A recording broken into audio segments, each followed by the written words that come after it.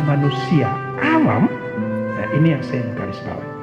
Ada sejumlah manusia awam laki dan perempuan yang rela tinggalkan segala-galanya untuk pekerjaan seperti ini.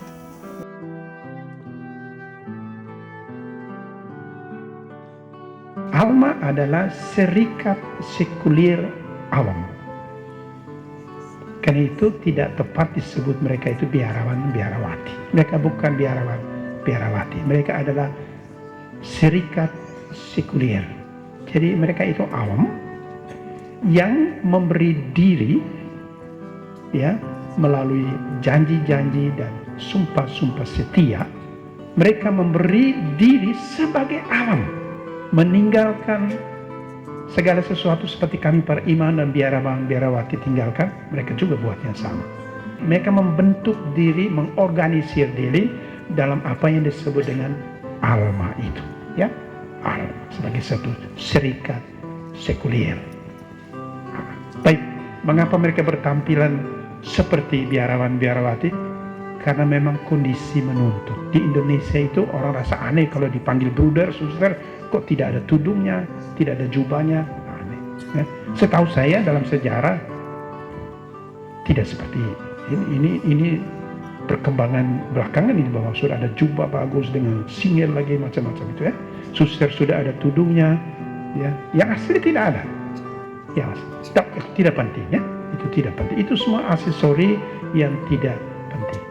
Yang terpenting ialah bahwa ada sejumlah manusia awam. Ya, ini yang saya garis bawahi. Ada sejumlah manusia awam laki dan perempuan yang rela tinggalkan segala-galanya untuk pekerjaan seperti ini. Tapi mengurus anak-anak seperti ini, wah ini saya juga tidak mampu. Tapi Fernand dan kawan-kawannya rela meninggalkan segala-galanya, menyiapkan diri, menterampilkan diri untuk memanusiakan manusia yang notabene dalam keseharian kita dianggap orang-orang tidak normal, orang setengah-setengah manusia. Nah, saya mengapresiasi putra-putri Alma sebagai awam Katolik yang meninggalkan segala-galanya untuk pekerjaan seperti ini. Apa pesan untuk kita? Yang pertama, ternyata awam bisa buat demikian. Bisa. Mengapa tidak? Karena kadang-kadang kita berpikir, oh itu urusan para biarawan, biarawati, kami para imam. Saya rasa semua awam bisa dan mampu untuk memberi diri dalam pekerjaan-pekerjaan seperti ini. Sekurang-kurangnya spiritualitas dapat kita miliki. Entah sebagai orang hidup berkeluarga, rumah tangga, dalam komunitas KUB, dan seterusnya, dan seterusnya. Ya. Kita bisa berbuat sesuatu demi sesama yang berkebutuhan khusus. Yang kedua, ini untuk awam. Jadi sekali lagi, awam pun bisa, mengapa tidak? Ya, mengapa tidak? Itu sudah dibuktikan oleh para alma putra dan putri.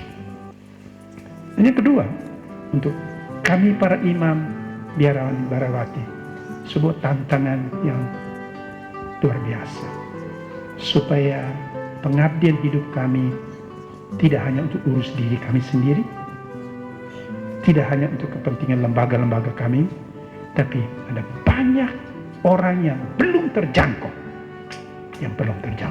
Tentu saya mengajak para imam, biarawan, biarawati, mari kita memikirkan itu, memperpanjang, memperluas jangkauan kita untuk orang-orang yang seperti ini. Yang ada ini cuma beberapa orang, tapi sebenarnya saya tahu dengan pasti para bruder, para suster, mereka melayani anak-anak berkebutuhan khusus itu yang tidak di rumah huni, tetapi di rumah-rumah mereka masing-masing. Ada ungkapan untuk itu ya, untuk kunjungan ke rumah-rumah dan suatu pendampingan berkelanjutan.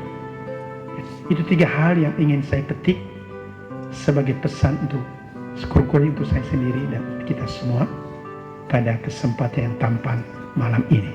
Karena itu sebagai uskup, Bruder Fernand, terima kasih banyak.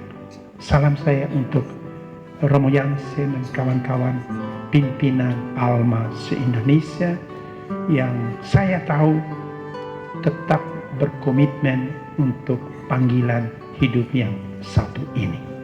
Alma tetap eksis untuk anak-anak seperti ini. Dan sebagai uskup, saya bersama umat tentu welcome tawaran kehadiranmu di keuskupan ini. Sudah 2 rumah, ada di Mundemi dan di sini. Mundemi, ya. Oh banyak, kalau mau hitung dengan perempuan tak terhitungkan. Tadi sudah menyebut beberapa nama. Ada di Bejawa, ada di Boanio, ada di Boawae. Terima kasih sekali lagi kepada Alma Putra dan Putri yang memberi diri. Kita tepuk tangan untuk Alma ya.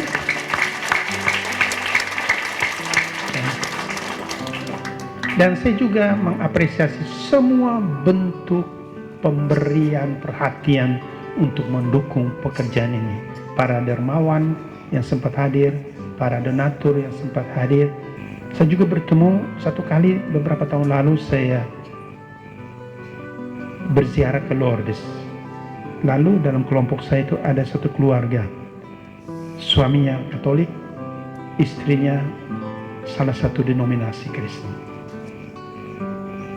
Dan dalam pembicaraan percakapan ternyata dia ada salah satu donatur dan juga mitra kerja Alma membangun Pak Yosef. Banyak orang yang punya hati dermawan yang siap untuk mendukung pekerjaan ini. Karena itu saya setuju dengan Bruder Fernand ketika beliau mengatakan dari mana itu rezeki, nanti Tuhan yang urus. Tidak usah cemas, Tuhan nanti akan urus mendukung pekerjaan seperti itu. Tapi tidak berarti kita pangku tangan dan nonton, Tuhan baru urus. Ya, kita harus mengambil bagian juga. Ya. Dan yang terakhir, saya ingin mengajak kita semua berdoa untuk Alma ini. Ya, Bruder dan Suster yang saya kasih, jangan takut. Ya. Pekerjaan Tuhan ada dalam tangan dan pikiran yang mengagumkan dari Tuhan sendiri.